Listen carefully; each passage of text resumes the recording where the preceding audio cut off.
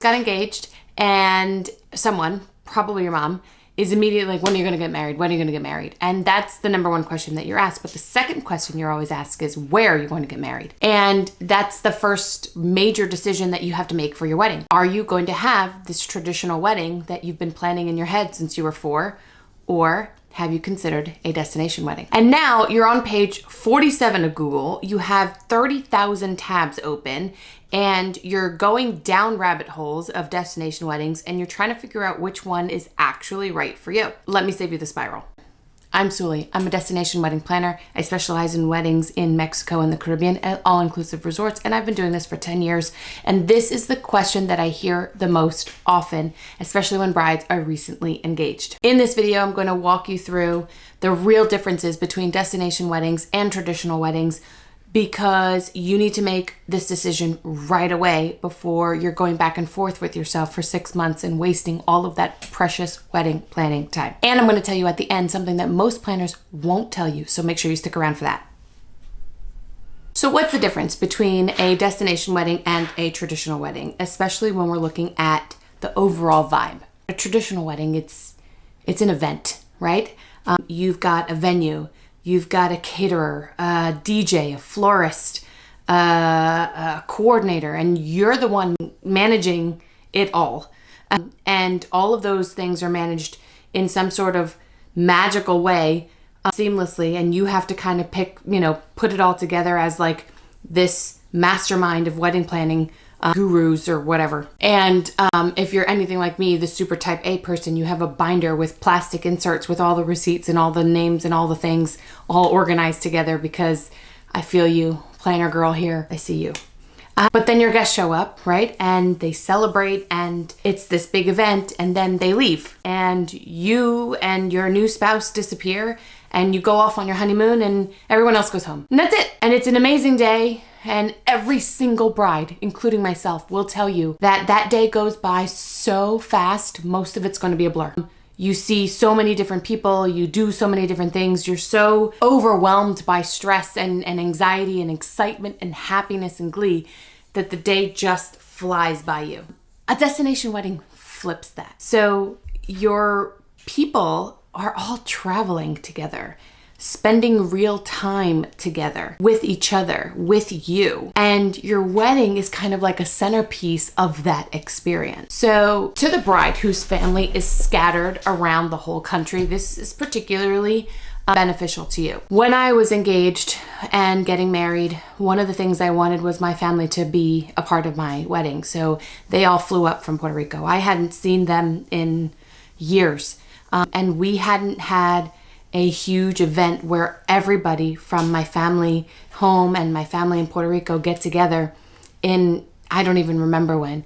And so my wedding was going to be this big magic, family reunion type event. And I was really looking forward to that part. My family arrived the night before my wedding. They were all staying in my house, but my fiance and I went to the hotel that we were having our wedding in, and I left. So my family stayed in my house while I wasn't there.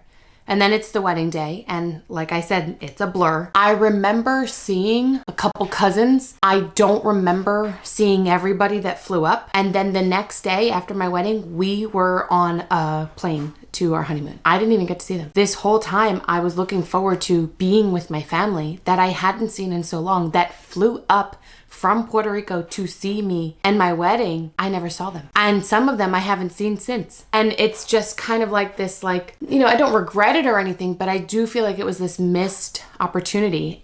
And so how does a destination wedding change the guest list compared to a traditional wedding? So a traditional guest list averages 100 to 150 people. A destination wedding average lately has been about 40 to 70 people.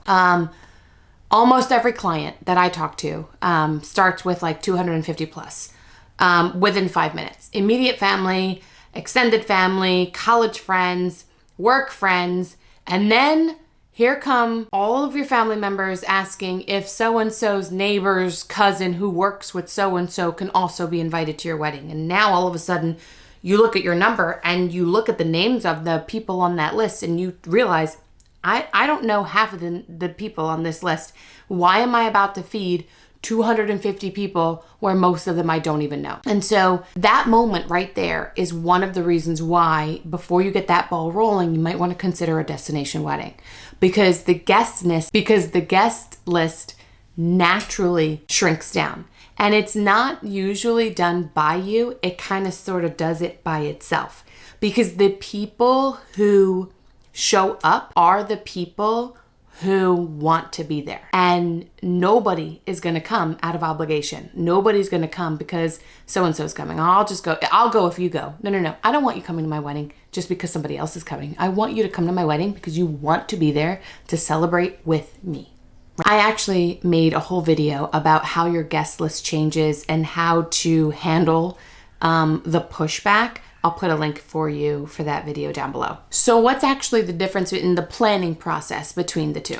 Planning a traditional wedding means you're project managing 10 to 15 separate vendors. Venue, catering, bar, florists, DJ, photographer, videographer, cake, officiant, hair, makeup, transportation, etc., etc. And all are on different timelines, all billing you separately, and most of them don't talk to each other. So you are the center point of all of the things. A destination wedding kind of sort of centralizes a lot of that through the resort. Venue, food, drinks, ceremony setup, usually the officiant, sometimes photography. You're working with one entity for the majority of your wedding, and it's kind of sort of done for you. Mind blown. And so there's a trade-off there. You have less control. And if you, again, are a type A person like me, my husband says I'm type AAA, you have to kind of sort of understand that you're letting go the reins a little bit.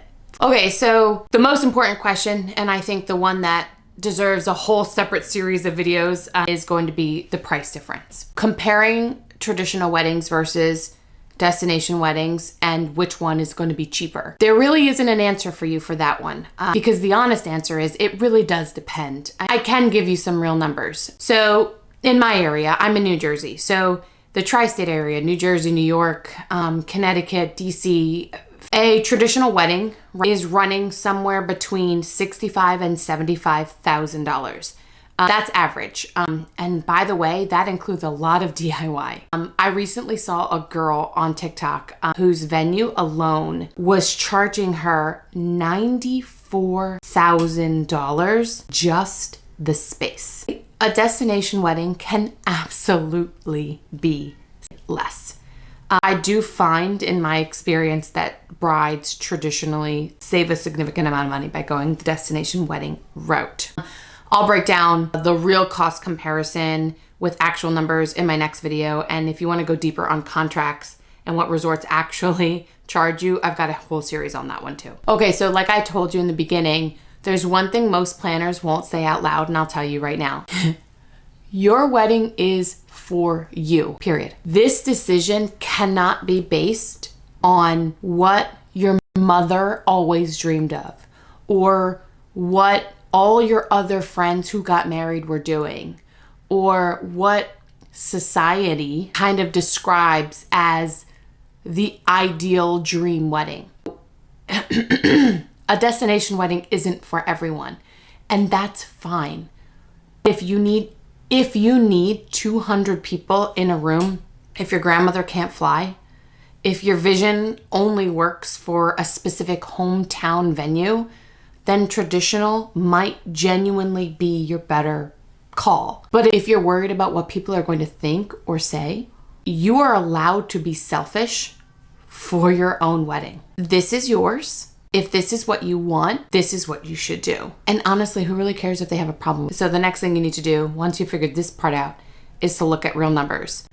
That's exactly what I break down in my next videos. Are destination weddings actually cheaper than traditional weddings? Go watch that next.